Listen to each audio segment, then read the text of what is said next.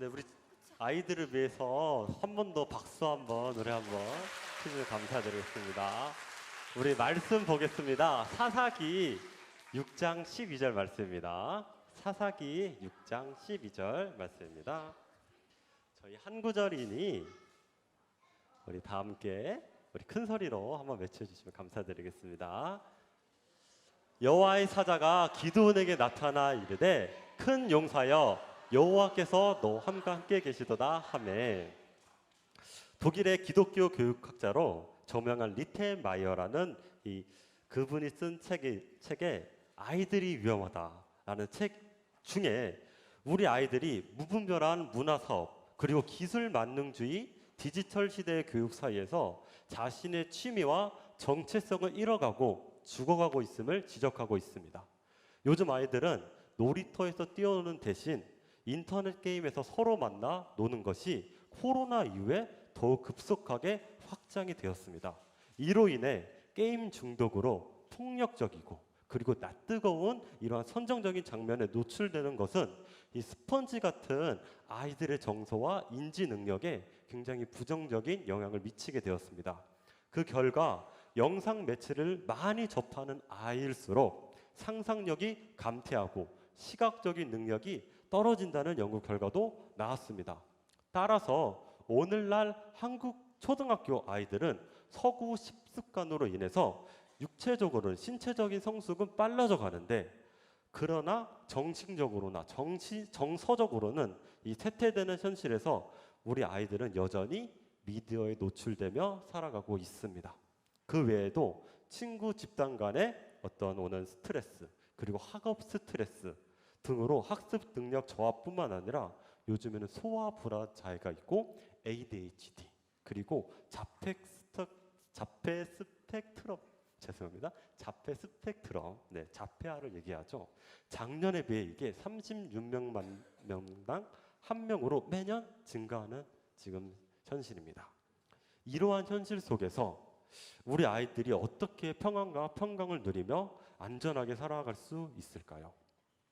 오늘 본문 사사기 말씀은 이 말씀으로 처음과 끝을 맺습니다. 우리 다 함께 6장 1절 한번 읽어볼까요? 이스라엘 자손이 또 여호와의 목전에 앙을 행하였으므로 여호와께서 7년 동안 그들을 미디안 손에 넘겨주시니. 그렇습니다. 본문은 이스라엘의 백성들이 평안이 깨진 그 본질적인 원인에 대해서 영적 무질서, 즉 자신의 뜻대로면 뭐든지 다 되는 인본주의를 원인으로 듭니다. 당시 이스라엘 백성들의 타락성은 굉장히 심각했습니다. 그들의 죄는 알면서도 자신이 그 죄를 지었습니다. 그것이 여호와 하나님 눈앞에서 보일 때까지 그들이 죄를 지었다는 것입니다. 즉 알면서도 여호와 하나님 눈이 이렇게 시뻘겋게 보고 계시는데도 그들은 죄를 짓고 있었다는 것입니다.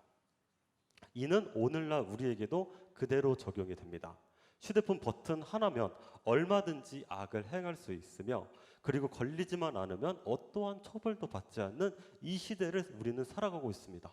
우리는 그렇지 여호와 하나님께서 우리의 삶을 눈동자처럼 보고 계셔라고 인정하고 있지만 온라인이라는 그러한 가면을 쓰면서 그래 얼마든지 우리가 죄를 지고도 죄책감 없이 주일에 오고 우리는 이 삶을 살아가고 있습니다.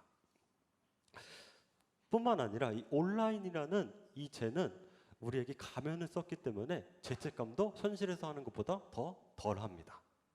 당시 이스라엘 백성들은 나이에 상관없이 자신의 행위가 죄인지 알면서도 죄를 지었으며 그리고 이것을 즐겼습니다. 왜냐하면 바알과 아세라 신들을 섬기면서 그로 인해 얻는 즐거움과 쾌락을 포기할 수 없었기 때문입니다. 즉 이 땅에서의 부유함과 어떠한 쾌락과 즐거움이 그들에게는 더 이제는 하나님보다도 더 즐거웠고 놓치기 싫었던 것입니다. 이러한 악은 사사들이 거듭될수록 그 죄가 굉장히 커져만 갔습니다.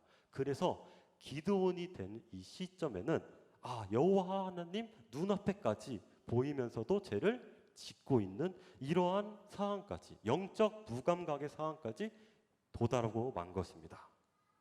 이스라엘 백성의 타락에도 불구하고 여호와 하나님께서는 자신의 백성을 사랑하셔서 그들을 구원하시는 역사를 보여주십니다. 우리가 주목해야 될 것은 기드온이라는 사산을 훈련시킴에도 불구하고 이스라엘 백성들은 어떠한 회개나 어떠한 우상 숭배를 파괴하거나 그러한 것이 없었습니다. 그저 여호와 하나님께서는 자신의 선하심으로 이스라엘 백성들을 구원해 주십니다. 그렇게 기드온 역시도 하나님께서는 선하심으로 구원해 주십니다. 기드온은 의심이 많았던 자입니다. 그렇기 때문에 기드온은 계속해서 여호와 하나님 증거를 보여주세요라고 계속해서 보여주십니다. 그렇지만 여호와 하나님께서는 이것을 다 들어주시면서 한 번도 기드온을 책망하지 않고 내팽개치지 않고 그를 계속해서 증거를 보여주시고 그에게 선하심을 보여주십니다. 그러한 무렵 기드온은 점점 여호와 하나님 말씀대로 큰 용사가 되었고 그가 그 증거로 이스라엘의 우상들을 부수는 사건, 그 사건이 일어납니다. 즉 이스라엘에 드디어 하나님의 공의가 실현이 된 것입니다. 근데 이를 본 이스라엘 백성들의 반응이 굉장히 비상식적입니다. 우리 다 함께 30절 한번 읽어볼까요? 성읍 사람들이 요아스에게 이르되 내 아들을 끌어내라. 그는 당연히 죽일지니. 바알의 제단을 파괴하고 그 곁에 아세라를 찍었음이라 하니. 이스라엘 광장에 파괴된 신상들을 보자 이스라엘 백성들은 기드온의 아버지 요아스를 협박하여서 기드온을 끌어내라고 명령합니다. 아브라함과 모세의 후손으로 거룩한 백성이라 그렇게 일컫는 이들이 10계명의 제1계명 너는 나 외에 다른 신을 두지 말라, 이 계명에 순종한 기드온을 향해 너는 바알 신과 그리고 아세라 신에 의해서 너는 당연히 죽을 것이다 라고 호언장담했습니다. 그들에 대해 이제는 하나님이란 존재는 보이지 않았으며 무엇보다 하나님은 더 이상 두려운 존재가 아닌 것입니다. 이스라엘 백성들은 어쩌다 이렇게 이 지경까지 오게 됐을까요? 이것이 바로 죄가 주는 아주 무서움입니다. 죄는 우리에게 모든 것을 무감각하게 만들고 우리의 양심 그리고 신앙심마저도 딱딱하게 만들어 버립니다. 그래서 처음에 작은 죄를 지었을 때는 이게 어떡하지? 내 양심에 찔리고 하나님 보고 계시는 거 아니야? 하나님께서 책망하시는 거 아니야? 라고 두렵고 떨리고 우리가 고쳐야지 하지만 이것이 계속될수록 두려움과 양심의 자책은 없이 그리고 더 이상의 회개도 없습니다. 하나님 앞에서 그저 그렇게 지난번에도 그렇게 했는데 아무 일 없었지 하면서 더 큰 죄를 지어가게 있게 되는 겁니다. 덴버 대학의 종교학 교수를 맡고 있는 칼 라시키라는 그분은 우리가 사는 이 포스트 모더니즘 시대야말로 사사기 시대를 가장 잘 보여주는 시대다라고 말하고 있습니다. 옳고 그름에 대한 여호와의 기준, 여호와 하나님의 기준을 거부하고 그 기준을 개인의 자율성에 맡기고 있기 때문입니다. 그렇기에 각자의 도덕적 가치 그리고 신뢰, 어떤 가치관이 이제는 진리보다 앞서서 하나님보다는 그렇지 내가 기준이지 그리고 내 삶에 이렇게 하면 되지 않을까 하면서 거기에 맞추고 있고 무엇보다 하나님이 내 삶에 역사하신다, 하나님께서 이 세상의 주인이시다라는 사실을 거부하고 있기 때문입니다. 오히려 이렇게 신앙 말씀을 붙들려고 이렇게 사는 사람들한테는 그들의 눈에는 이젠 한심해 보일 뿐입니다. 적당히 타협하게 살면 되지. 뭐 저렇게 어렵게 사나? 우리 어차피 그 바알과 바세라 섬긴 이유도 우리가 농사 짓고 그리고 또 이렇게 상업하고 이런 것들에 대해서 조금 우리가 좀 재미를 보자는 거지. 그리고 주일에 똑같이 예배 드리면 되잖아. 그렇게 살지. 굳이 왜 그렇게 막 예수님만 믿고 하나님만 믿고 우리 그걸 다 버려야 돼? 이런 식으로 그 사람들은 이렇게 하나씩 타협했습니다. 그래서 그들이 여호와 하나님 앞에 우상을 숭배함에도 그들은 떳떳할 수 있던 일입니다. 근데 놀라운 사실은 이스라엘 백성들을 구원하시는 하나님의 계획에는 절대 포기가 없으시고 거기에 대한 변함도 없으십니다. 왕 대신 하나님을 버리고 계속해서 악을 저지름에도 하나님께서는 먼저 은혜를 베푸십니다. 하나님께서는 기드온을 부르시고 그리고 그를 사용하실 때 역시 이스라엘 백성들의 어떤 회개나 그런 것들도 보지 않으시고 오직 은혜로 덮으십니다. 그리고 계속해서 그분의 사랑을 보여주십니다. 이것은 이스라엘뿐만 아니라 기드온, 사사 기드온에게도 동일하게 나타납니다. 여호와 하나님께서는 그를 계속해서 내가 너와 함께한다, 내가 너와 함께한다, 내가 너와 함께한다는 사실을 계속해서 말씀해 주시고 그 증거를 보여주고 계십니다. 그래서 이러한 상황 속에서 겁도 많고 의심도 많은 이 기드온은 여호와 하나님만을 더욱더 의지하게 됩니다. 그것은 기드온의 신앙도 아니고 그의 인품도 아니고 오직 그에게 여호와의 영이 강하게 임했기 때문입니다. 우리가 흔히 신앙생활을 하면서 착각하게 되는 게 맞아, 내가 하면 되지라는 노력이 조금씩 붙습니다. 그러나 우리가 믿는 기독교 신앙은 나를 먼저 찾아와 주시고 나를 먼저 사랑해 주신, 그리고 이 땅에 육신으로 오신 창조주 하나님을 믿는 것이지 나의 공로나 나의 어떠한 행위, 어떤 의로움을 믿는 신앙이 아닙니다. 그렇게 본문의 상황 역시도 상황적으로 그리고 영적으로 혼란한 이 시대 속에서 기드온은 계속해서 처음에는 자신의 연약함을 바라보게 됩니다. 그렇기 때문에 내가 이 이스라엘을, 이 나라를 구원한다고?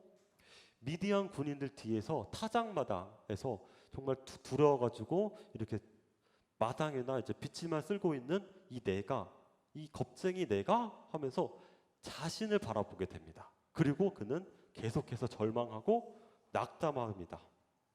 기드온에게 하나님께서는 이 기드온이 아닌 자신이 주권적으로 역사하시겠다고 계속해서 보여주고 있습니다. 역사의 주체가 기드온 자신에서 여호와 하나님으로 바뀔 때까지, 여호와 하나님으로 바뀔 때까지 하나님께서는 계속해서 그분의 선함을 보여주십니다. 그렇기에 연약하기 그지없었던 기드온 역시도 힘이신 주님을 경험하면서 점점 강해질 수 있었던 이유입니다. 그가 강한 용사가 되어가고 있다는 증거가 사사기 6장, 주대 여기서 나왔죠. 그게 이제 두 개의 제단을 얘기하는 겁니다. 원래 제단은 사실 가나안의 그 숭배, 이방신들을 숭배하기 위해 그 요아스 아버지 요아스가 가져다 놓은 것입니다. 요아스는 이스라엘을 구원한 여호와 하나님께 대해서는 잘 알고 있지만 결국 바알과 아세라를 섬기는 것을 선택했습니다. 뿐만 아니라 그는 신상을 만드는 자로서 엄청난 경제적인 부까지 얻게 되었습니다.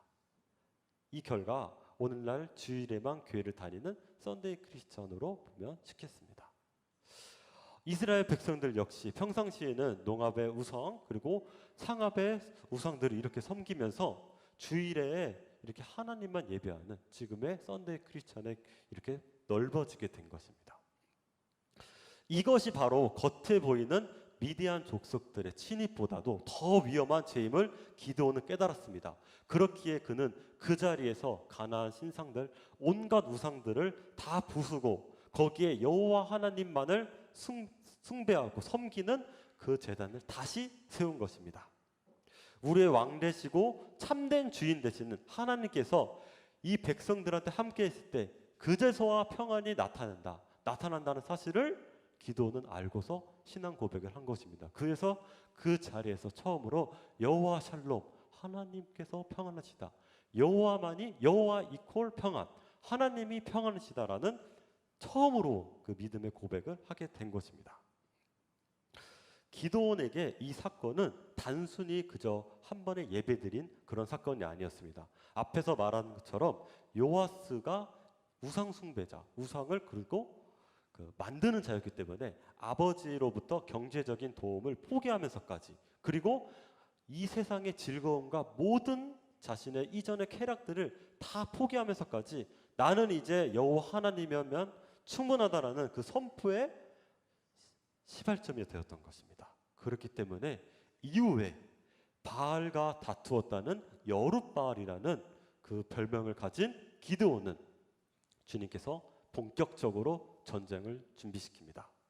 우리 이 시간엔 여호와 하나님만을 의지한 그 기도원이 어떻게 바뀌었는지 우리 사사기 7장 12절 한번 읽어볼까요?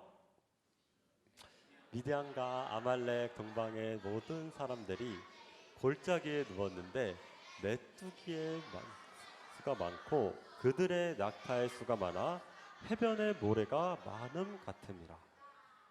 주전 1100년경 중동 지역 이 전쟁의 이동 수단으로 낙타라는 이 최초의 도구로 사용한 미디안 족속들은 이스라엘뿐만 아니라 당시 지역에 있던 팔레스타인 사람들까지도 아주 공포의 대상이었습니다. 거기다 끝나지 않고 이 미디안 족속들은 아말렉 족속이라는 그런 외부 세력들과 결합을 해서 그 세력은 더욱더 막강했습니다. 이 본문은 그들을 반대의 진영에 자리 잡은 이 기드온과 300용사가 처음으로 미디안 군대를 본 내용입니다. 그들은 미디안의 이 선진화된 군사시설 그리고 이 조직력에 비해서 나는 숫자로도 군사력으로도 우리는 비교되지 않을 거야. 그리고 그들은 똑같이 절망에 빠졌습니다. 그러나 이스라엘 수장이었던 기드온은 처음 10,000명이 모였을 때부터 300명이 될 때까지 여호와의 말씀에 그대로 순종할 뿐 사실 어떠한 말도 하지 않았습니다.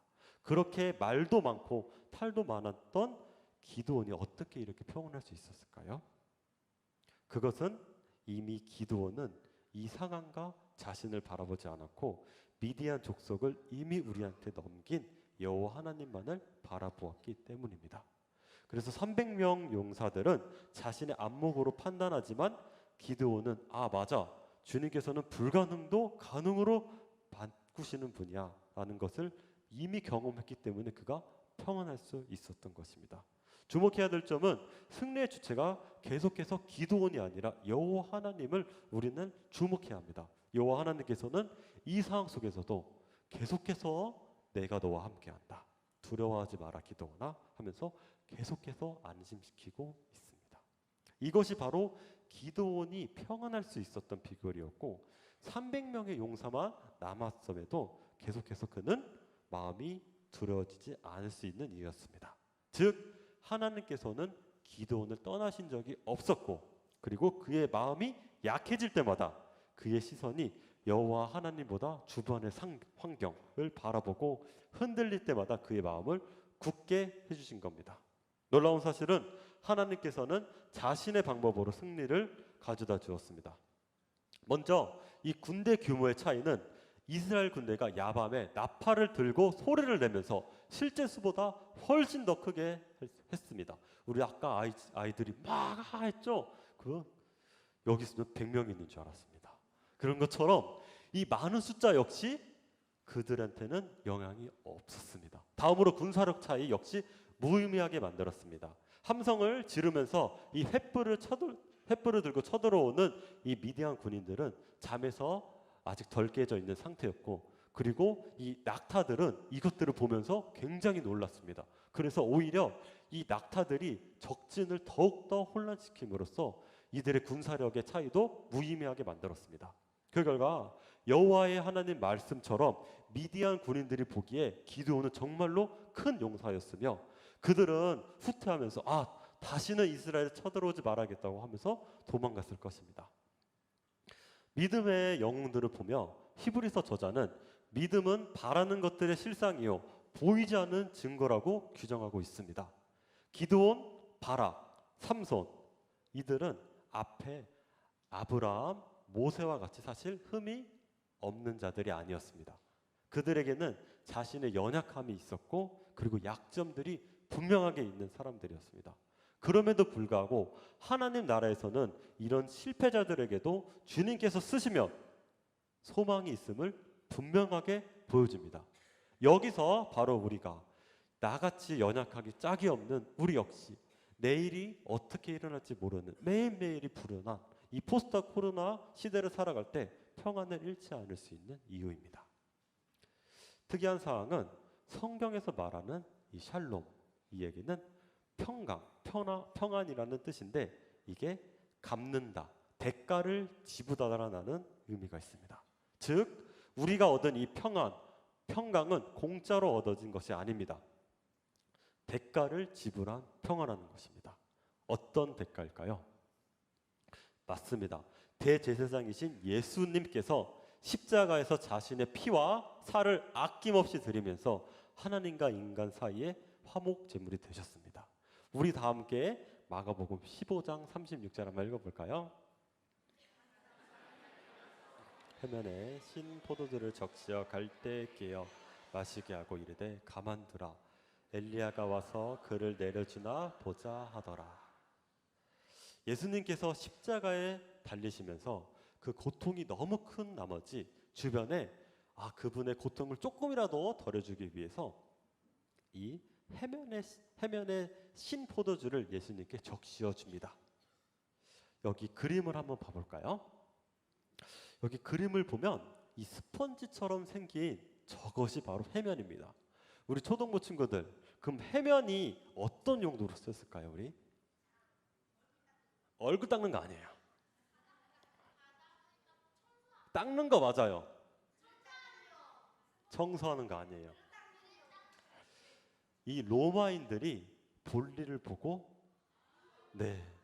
이 해면을 물에 적셔서 이물질을 닦아냈습니다. 즉 해면은 오늘날로 말하면 똥유지 그 역할을 했던 겁니다. 이 보시면 우리의 왕 대신 예수님께서는 이 십자가에 돌아가시기 직전까지 똥유지에 포도주를 적시어서 놀림과 조롱거리가 되었습니다. 그러면서 이 남은 자들은 이 사람이 엘리야처럼 스스로 구원할까 보자 하면서 십자가에 죽어가는 예수님을 그렇게 깔깔대면서 비웃고 있었던 것입니다.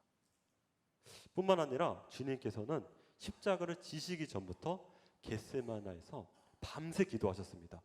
그래서 과한 스트레스와 긴장감으로 육신 역시 지치셨습니다. 거기다 끝나지 않죠. 대제사장 가야바한테 고문 받으시고 빌라도한테 신문을 받으셨습니다. 그런데 이 당시 중동 지방은 40도가 넘는 그 환경을 고려해 봤을 때 이 역시도 굉장히 육체적으로 엄청난 스트레스였고 과로였을 겁니다. 그렇기에 십자가를 지시며 골고다에 오르실 때 예수님께서는 3번이나 졸도를 하셨습니다. 예수님께서 계속해서 이제 쓰러지니까 하다못해 로마 군인이 구레네 시몬이라는 사람을 불러서 억지로 십자가를 지게 하십니다. 그래서 예수님은 그렇게 골고다에 올리십니다.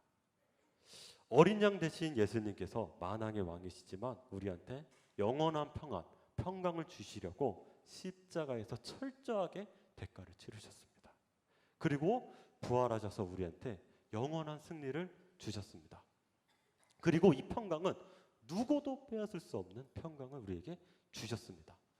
그러나 십자가를 수없이 많이 들어본 우리는 이제 그분의 희생을 너무나 그냥 당연한 이야기로 그렇게 당연한 말로 치부하진 않았나요? 승리하신 예수님께서는 이 세상을 떠나가실 때 이 말씀을 하시고 가셨습니다. 우리 마지막으로 마태복음 28장 20절 한번 다 함께 읽어보실까요? 내가 너에게 분모한 것을 가르치게 하라 볼지어다 내가 세상 끝날까지 너희와 함께 항상 있으리라. 우리 맨 마지막 구절 두 번째만 다시 한번 읽어볼까요? 내가 세상 끝날까지 너희와 항상 함께 있으리라. 이 말씀 좀 낯이 있지 않나요? 우리가 이미 한번 봤던 겁니다. 우리가 사사기 6장 12절 말씀 기도원에게 주신 그 내가 너와 함께 하느라 우리가 지금 알고 있는 보혜사 성령을 주노라 그 성령님이십니다. 알파와 오메가이신 여호와 하나님께서는 기도원에게 주신 이 말씀을 통해서 성령님을 통해서 지금까지도 우리를 교회되게 하시고 거룩한 백성 되게 해주셨습니다. 우리 사랑하는 대길교회 성도님들, 우리는 이미 승리한 삶을 사는 승리자입니다. 그렇기에 우리는 이런 믿음이 확실한 자입니다. 우리 역시도 불안과 어떤 어려움 때문에 우리는 막 그렇게 처음에 봤던 그 기도원처럼 막 떨면서 할 필요가 없습니다. 왜냐하면 주님께서 우리에게 평안을 주시기 때문입니다. 아멘. 신기한 것은 예루살렘의 300용사는 두려웠던 것입니다. 같은 환경임에도 기도원은 평안했지만 조금 더 구체적으로 보면 똑같은 교회에서 신앙생활을 하지만 누군가는 이것을 두려워했지만 누군가는 평안했다는 얘기입니다. 그것은 기도원에게 이미 승리를 맛보았기 때문입니다. 더 나아가서 기도원은 다시 오실 예수님, 우리가 잠잠할 수 있었던 것은 다시 오실 예수님을 기다리는 동시에 우리는 그분의 영원한 평강을 누리길 수 있습니다. 이렇게 우리도 기도원 역시 기도원처럼 우리도 점점 강한 용사로 되어갈 수 있다는 말입니다. 주님께서는 기도원을 통해서 그리고 지금도 우리를 통해서 우리를 보호해 주시고 성령을 통해서 우리한테 최고의 가해를 시켜주고 계십니다. 똑같은 종말을 보는데 누군가는 이 세상의 환난과 어려움으로 매일매일 불안과 두려움으로 사는데 누군가는 영원하신 천국을 바라보면서 더욱더 평안하고 더욱더 평강을 누릴 수 있는 것입니다. 무슨 차이일까요? 앞서 말한 것처럼 임마누엘 하나님이 계시냐 안 계시냐 그 차이입니다. 우리 아이들 역시 언제나 어디서나 함께 해주시는 성령님께 자신의 삶을 맡기면 우리 예수님 보호구역에서 세상 끝날까지 함께 해주신다고 하는 사실을 주님의 이름으로 믿길 소망합니다. 부모님들께서 우리 아이들의 이 뮤지컬이 나의 삶의 고백이 될 수 있도록 끊임없이 상기시켜 주시면서 이 아이들이 이 세상의 주인인 예수님께 이 삶을 맡기면 주님께서 아이들을 키우신다는 이 믿음을 받길 예수님을 소망합니다. 아멘. 그래서 단순히 크리스마스 때 그냥 임마누엘 하나님께서 우리를 이렇게 함께 하셨다 그것이 아니라 365일 내내 진정으로 내 삶에 역사하시는구나. 아빠 엄마 하나님께서 나한테 이렇게 역사하셨어. 우리 아들 딸이 이렇게 하나님께서 역사해 주시는구나 라는 삶을 매일매일 누리시길 주님의 이름으로 소망합니다. 우리 그렇게 될 줄 믿으며 우리 예수님 이름 한번 기도로 한번 마치겠습니다. 사랑과 공의의 하나님, 오늘 예수님 보호구역이라는 말씀 제목으로 사사기 말씀을 들었습니다. 기도원이 어떤 상황 속에서도 여호와 하나님께서 함께 해주신 그 말씀처럼 우리 아이들 역시 새학기를 살아갈 때 뿐만 아니라 아이들의 일생 속에서 항상 함께하여 주사 이들이 예수님의 보호 아래 평안을 누리며 살아갈 수 있게 예수님 이름으로 소망합니다. 또한 기도원 한 사람의 승리에서 이스라엘 전체의 승리로 퍼진 것처럼 초등부 한 가정 한 가장이 믿음의 승리를 누리며 이들을 통해 많은 이들이 옳은 곳으로 돌아오는 역사가 이루어지길 바랍니다. 모진 고통을 감당하면서 우리에게 영원한 평안과 평강을 주신 예수님 이름으로 기도드렸습니다. 아멘.